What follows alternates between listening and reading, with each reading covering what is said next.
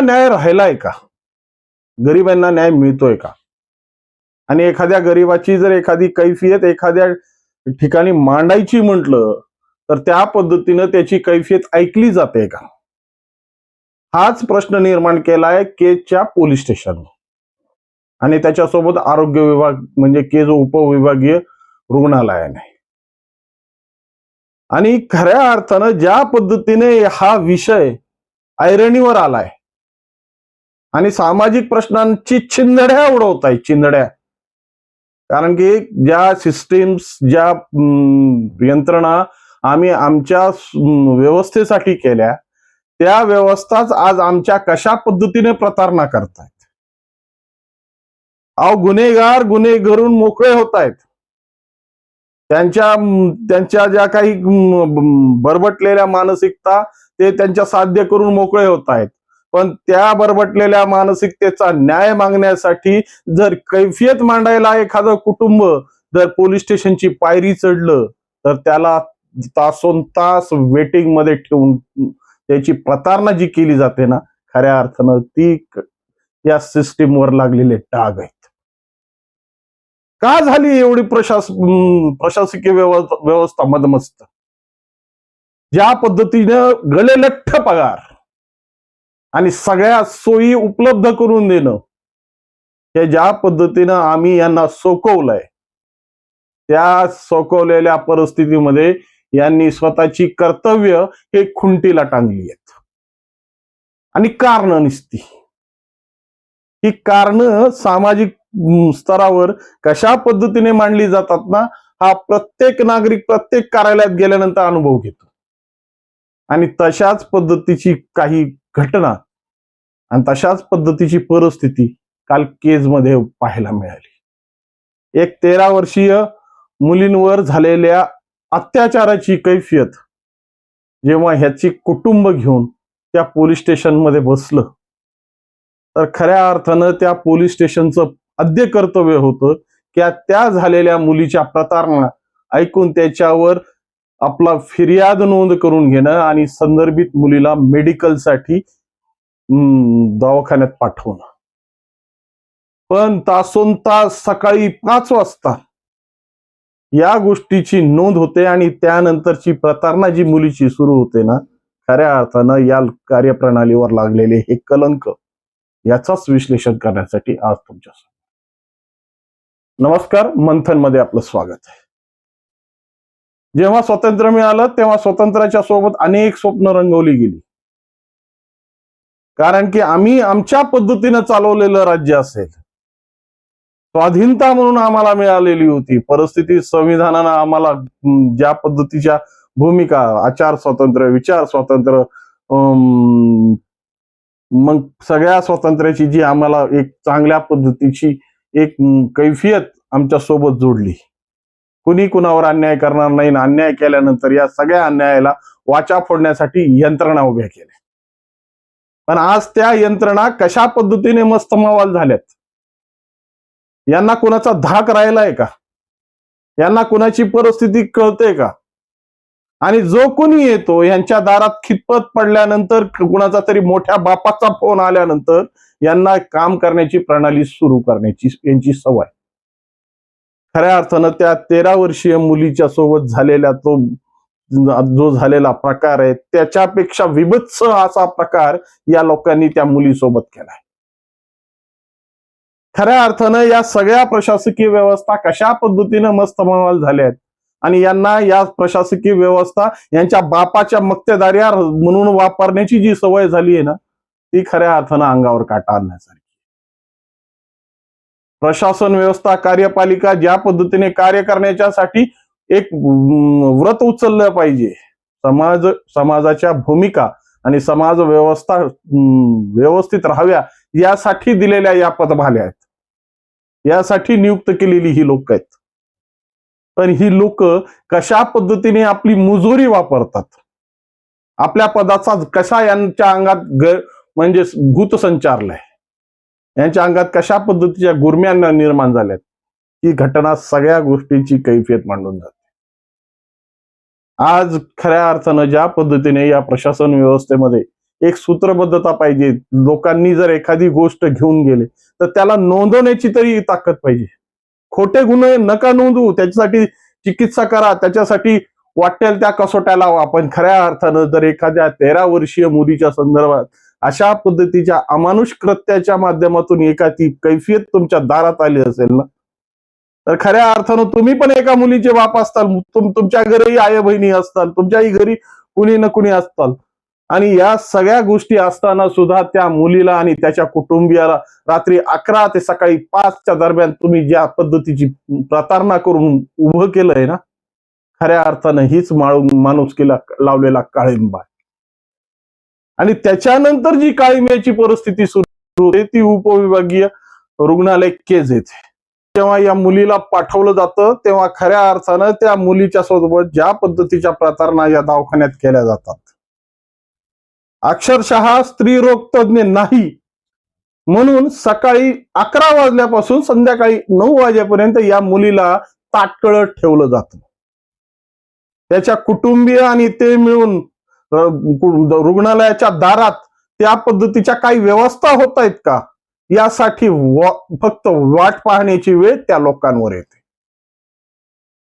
कारण आमच्याकडे एक सिस्टीम आहे. आम्हाला काम कसं चुकवावं यासाठी शिकवलेल्या या हातोट्या आहेत. आणि या हातोट्या आम्ही चांगल्या पद्धतीने पाठ करून ठेवल्यात. आणि कुणी काही आवाज करण्याचा प्रयत्न केला, कोणी काही म्हणण्याचा प्रयत्न केला किंवा स्वतःचा अधिकार दाखवण्याचा प्रयत्न केला की आमच्या समोर दाखवली जातात ती फलकं. त्याच्यात लिहिलेलं असतं, सरकारी कामात अडथळा आणला 353. आता कायदे बदलले असतील VLS प्रमाणे, पण त्या पद्धतीच्या चाकोऱ्या प्रत्येक कार्यालयाच्या दारात लावलेल्या असतात. आणि अशाच चाकोरी सुद्धा त्या ग्रामीण रुग्णालयाच्या दारात सुद्धा लावलेली असते.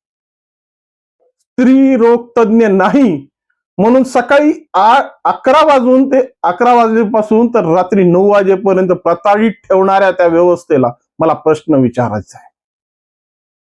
अशा खंडातील सगळ्या ग्रामीण भागातील सगळ्यात मोठा दवाखाना तुमच्यापासून 35 किलोमीटर लांब आहे. तुमच्याच सारखी उपविभागीय रुग्णालय नेकनूर तुमच्यापासून 25 किलोमीटर लांब आहे. तुमच्यासारखी परिस्थिती सांभाळणारी अनेक यंत्रणा तुमच्या आजूबाजूला कैफियत पडल्यात.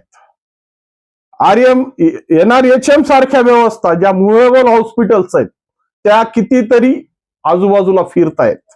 आता फिरतायत की फक्त कागदावर दिसतायत हे शासनाने तपासावं. पण अशा सगळ्या यंत्रणा तयार करून ठेवल्यानंतर सुद्धा त्या मुलीसाठी सकाळी 11 ते रात्री 9 वाजेपर्यंत एकही स्त्री रोग तज्ञ उपलब्ध करता आलेला नाही तिची तपासणी करण्यासाठी. आधीच या अति प्रसंगाच्या मुळे मनावर झालेले गंभीर परिणाम आणि त्याच्यात या रुग्णालयांच्या माध्यमातून म्हणा किंवा त्या पोलीस स्टेशनच्या माध्यमातून म्हणा ज्या पद्धतीची क्रूरता त्या मुलीला किंवा त्या मुलीच्या कुटुंबासोबत करण्यात आली त्याला जबाबदार कोण? कारण की या सगळ्या सिस्टीम मध्ये रोज आम्ही वागतोय. आम्ही सर्वसामान्य आहेत ना, आम्ही किडेमुंगे आहेत. अहो त्या किडेमुंग्यांना सुद्धा आपण पीठ टाकतो, साखर टाकतो. कशासाठी? पुण्य कमवण्यासाठी. वर गेल्यानंतर एखादं पापाचं माप जर जड होत असेल तर ते साखर किंवा पीठ टाकलेली पुण्याई आमचं पुण्याचं माप वर करण्यासाठी मदत करेल यासाठी ते प्रयत्न करतो. पण या माणुसकीच्या आणि या स्वातंत्र्याच्या काळामध्ये आम्हाला अशा पद्धतीने पीठ टाकणारी सुद्धा लोक आम्हाला सापडत नाहीयेत. खऱ्या अर्थानं या सिस्टीमला फक्त 2 गोष्टी महत्वाच्या आहेत. एक तर बाप लागतो, नाही तर दुसरा दलाल लागतो. बापाचा फोन आला की यांना सैरा वैरा कसा पळावं हे कळत नाही, पण दलाल आला की यांची मनधरण्या करून यांची चोचले करून आहे ते काम व्यवस्थित करून घेण्याची परिस्थिती. मग अशा सिस्टीम मध्ये अडकलेली परिस्थिती, आमची कार्यप्रणाली कशा पद्धतीने आमच्या सर्वसामान्य लोकांचे प्रश्न सोडवणार? आज ही फक्त या 2 कार्यालयाची परिस्थिती नाहीयेत. अशा परिस्थित्या प्रत्येक कार्यालयाच्या निर्माण झालेल्या आहेत. ज्या ठिकाणी लोकांची कामं अडतात, नडतात, ताटकळत राहतात त्या कार्यालयात गेल्यानंतर तुम्हाला ह्याच सिस्टीम पाहायला मिळतील. आणि राहिला तो त्या 13 वर्षीय मुलीवर ज्या पद्धतीने अमानुष कृत्य करून स्वतःच्याच जवळच्या लोकांनी, निर्धावलेल्या लोकांनी केलेली ती कृती, खऱ्या अर्थानं समाज कुठं नेऊन सोडलाय हो आम्ही. खऱ्या अर्थानं हा बीड जिल्हा साधू संतांच्या संस्काराने रुजवलेला जिल्हा म्हणून पाहिला जातो. ज्या संतांनी आपल्या आयुष्याचा हाडाची काढ करून समाज व्यवस्था कशा पद्धतीने बळकट राहील, सामाजिक सलोखा कशा पद्धतीने राहील आणि संस्काराचे धडे देऊन देऊन आपले आयुष्य झिजवलेत. पण आज त्यांचा खऱ्या अर्थानं वारसा सांभाळणारी लोक ही आज या जिल्ह्याची परिस्थिती सांभाळायला तयार आहेत का? सगळ्यात मोठा प्रश्न. आज पाहिलं तिकडं अराजकता आहे, पाहिजे तिकडं आपल्या मनमाने कारभार आहे, पाहिजे तिथं स्वतःच्या स्वार्थबुद्धीनं निर्माण झालेली व्यवस्था आहे.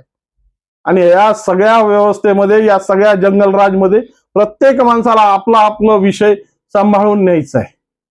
पण खऱ्या अर्थानं हे सगळं असलं तरी सर्वसामान्य माणसाची कैफियत आणि सर्वसामान्य माणसाला न्याय देणार कोण? एखादा असा प्रसंग घडतो जो आयरनीवर येतो, पण असे अनेक प्रकरण आहेत की ते आजही खितपत पडली आहेत कुठंतरी कान्याकोपऱ्यात सरकारी फाईल्स मध्ये, की ज्यांना आजही न्याय मिळालेला नाहीये. त्याचं ऐकून घेणारं कुणी नाहीये, कारण की त्यांच्या संदर्भातून कुणी विचारपूस करणारं नाहीये. आणि आमचे लोकप्रतिनिधी पाहिजे त्या ठिकाणीच आपलं, ज्या ठिकाणी पॉलिटिकल गेम होतील, ज्या ठिकाणी पॉलिटिकल मॅनेज मिळेल, त्या ठिकाणी जाऊन आपली बडा बडा बोकायला सुरुवात करतात. पण सर्वसामान्य माणसासाठी तुम्ही काय केलंय, त्यांच्या हजेरी रजिस्टरमध्ये किती नोंद झाली, किती तुम्ही लोकांना न्याय दिलाय, किती लोक तुम्हाला भेटलीत, या संदर्भात आजही कोणत्या कार्यालयात कोणत्या लोकप्रतिनिधीने कधी विचारणा केलेली आम्हाला दिसत नाही. कधी कधी पोहोचतात काही लोकप्रतिनिधी स्टंट करायला, फक्त ते स्टंट पुरतं मर्यादित असतं, स्वतःच्या मतलबासाठी मर्यादित असतं, स्वतःला मिळणाऱ्या मलिदाच्या संदर्भात मर्यादित असतं. पण लोकांच्या हितासंदर्भात जर तुम्ही असे स्टंट केले ना, तर खऱ्या अर्थानं तुम्हाला परत निवडून देण्याची मानसिकता या लोकांच्या मनात निर्माण होईल. पण ही सगळी गोष्टी ही बेगडी चालेवर चालू आहे. बेगडी व्यवस्था तयार करून ठेवली, संवेदनहीन माणसं निर्माण झालेली आहेत. यांना फक्त स्वतःच्या पगारापुरतं काम करायची सवय लागलेली. आज दिवसातला जो आमचा कार्यपद्धतीतला जो काळ आहे तो कसा लोटायचा आहे याचं शिकवण मात्र या ट्रेनिंग मध्ये चांगल्या पद्धतीने दिलं जात असेल, तेव्हाच ही लोक अशा पद्धतीने घडली जातात. जेव्हा कर्तव्यावर येण्या अगोदर ज्या शपथा खाल्ल्या जातात ना, त्या शपथा आल्या कार्यालयात चार्ज घेतल्याबरोबर त्या खुंटीला टांगून आपल्या स्वतःच्या मतलबाच्या ज्या शपथा आहेत ते यांना आठवायला लागतात. खरचलेला दाम कशा पद्धतीने वसूल करायचा याची विचारपूस तयार निर्माण होते. कारण की प्रत्येक जण कुणाला तरी देऊन आपली वर्णी या ठिकाणी लावून घेतलेली असेल. या सगळ्या सिस्टीम मध्ये खऱ्या अर्थानं दडपला चाललाय तो सर्वसामान्य माणूस. आणि या सर्वसामान्य माणसाला ज्या पद्धतीने या कोंडीत धरलेली ही व्यवस्था, ती प्रत्येक ठिकाणची व्यवस्था असेल, या व्यवस्थेमधून सोडवायचं तरी कसं? आणि त्या 13 वर्षीय मुलीसोबत ज्या झालेल्या प्रतारणेला खऱ्या अर्थानं एक लेडीज कॉन्स्टेबल सुद्धा त्याच्या सोबत नव्हतं असं म्हटलं जातं. त्या लेडीज कॉन्स्टेबल सुद्धा त्याच्यासोबत न देण्याची जी भूमिका जर ही प्रशासन ठरवत असेल, ज्या पद्धतीने त्याला वाऱ्यावर सोडून MLCचा कागद हातात देऊन जर सरकारी रुग्णालयात पाठवलं जात असेल, तर खऱ्या अर्थानं यापेक्षा मोठी प्रतारणा दुसरी कोणती नाही. आणि यापेक्षा सर्वसामान्यांना कशा पद्धतीनं चिरडलं जात आहे याचं उदाहरणही दुसरं तुम्हाला मिळणार नाही. त्यामुळे अशा सगळ्या गोष्टींना जर निपटारा करायचा असेल ना, तर खऱ्या अर्थानं आम्ही जे लोकप्रतिनिधी निवडून देतो त्या लोकप्रतिनिधींना प्रश्न विचारण्याची ताकद आमच्यात निर्माण झाली पाहिजे. निवडणुकीमध्ये 500ची बाबा आम्हाला दिसतात, ते दिसल्यानंतर आमच्या तोंडाला जसं पाणी सुटतं, त्या सुटलेल्या पाण्याने या आमच्या सगळ्या अधिकारावर पाणी फिरवलंय. याची ही तमाड पाळा. आणि खऱ्या अर्थानं स्वच्छ प्रणालीसाठी, स्वच्छ प्रशासनासाठी, स्वच्छ जीवन जगण्यासाठी आम्हाला काय सुविधा मिळण्यासाठी तर आमचं सगळ्या गोष्टी व्यवस्थित राहायच्या असतील तर खऱ्या अर्थानं आम्हाला चांगली व्यवस्था निवडणं गरजेचं आहे. आणि हीच चांगली व्यवस्था या बेगड्या व्यवस्थांचे सगळं निपात करणार आहे. आज ज्या पद्धतीने प्रत्येक ठिकाणी तुमच्या खिसा रिकामा करणारी यंत्रणा बाहेर पडल्याबरोबर तुम्हाला पाहायला मिळते ना, जर ती तुम्हाला रोखायचं असेल तर एक सशक्त यंत्रणा तयार करणं गरजेचं आहे. आणि ही सशक्त यंत्रणा ही आम्ही आमच्या मतदानाच्या स्वरूपातून करू शकतो, एवढं निश्चित ठेवा. कारण की यांना धाक लावणारे लोक पाहिजेत. जोपर्यंत यांना धाक नाहीये ना, तोपर्यंत हे काम करणार नाही. यांच्या मनातल्या माणुसक्या जागणार नाही. कारण की यांना लाथाबुक्क्या कायची सवय लागलेली, आणि ते लाथाबुक्क्या आम्ही मारल्या तर तो गुन्हा दाखल होतो. पण ज्या पद्धतीनं यांच्या परिस्थितीमधल्या लोकांनी ह्यांना घातल्या ना, तर तो प्रोटोकॉल म्हणून समजला जातो. त्या प्रोटोकॉल पद्धतीनं लाथाबुक्क्या घालणारी लोक जर निर्माण करायची असतील तर आम्हाला आमची कर्तव्य जागवले पाहिजे.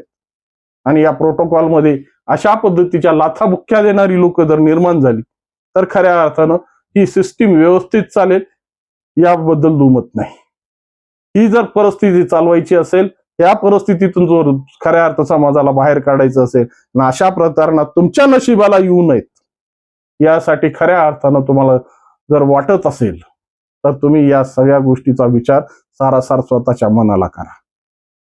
आणि या चिमुकलीवर 13 वर्षीय चिमुकलीवर जे झालेले अत्याचार आहेत, ते अत्याचार कशामुळे होत आहेत, काय आम्ही हरून बसलोय, कशामुळे अशा पद्धतीच्या परिस्थिती आमच्यावर ओढावल्या जात आहेत, त्याचंही आत्मचिंतन करा. तरच समाज व्यवस्था व्यवस्थित चालेल आणि योग्य तो न्याय मिळण्यासाठी आम्हाला योग्य ती दिशा सापडेल. याबद्दल तुमच्या मनात काय वाटतं आणि याबद्दल तुमच्या मनात काही प्रश्न असतील तर निश्चित कॉमेंटच्या माध्यमातून कळवा. व्हिडिओ आवडला असेल तर लाईक, शेअर आणि सबस्क्राईब करायला विसरू नका. नमस्कार.